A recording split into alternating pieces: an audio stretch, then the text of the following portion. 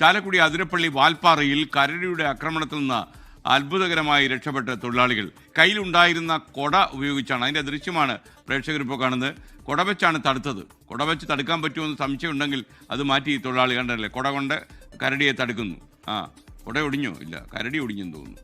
Okay, അപ്പോൾ എന്തായാലും കൊടയ്ക്ക് എന്തെല്ലാം ഗുണമുണ്ടെന്ന് ഇപ്പോൾ മനസ്സിലാകും. ഇത് ഏത് കമ്പനിയുടെ കൊടയാണെന്ന് അറിയില്ല. കൊട സ്ട്രോങ് ആയിരുന്നു, കരടി പേടിച്ചുപോയി.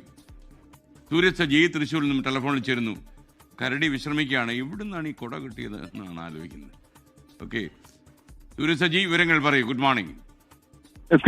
ഈ കേരള തമിഴ്നാട് അതിർത്തിയിലാണ് ഈ കരടി തോട്ടം തൊഴിലാളിയെ ആക്രമിച്ചിരിക്കുന്നത്. ഈ തോട്ടം തൊഴിലാളി മേഖലയിലൂടെ നടന്നു പോകുന്നതിനിടയിൽ പർലായി എസ്റ്റേറ്റിന് സമീപമാണ് ഈ ആക്രമണം നടന്നത്. നടന്നു പോകുന്നതിനിടയിൽ ഈ കരടി ഓടി അരികിലേക്ക് എത്തുകയായിരുന്നു. ആ സമയത്ത് കുട വച്ച് ഈ കരടിയെ തടയാൻ ശ്രമിക്കുന്നു. പിന്നാലെ ഈ കരടി ഇദ്ദേഹത്തെ ആക്രമിച്ചു എന്നുള്ളതാണ് പറയുന്നത്. ശബ്ദം കേട്ട് ഈ തൊട്ടടുത്ത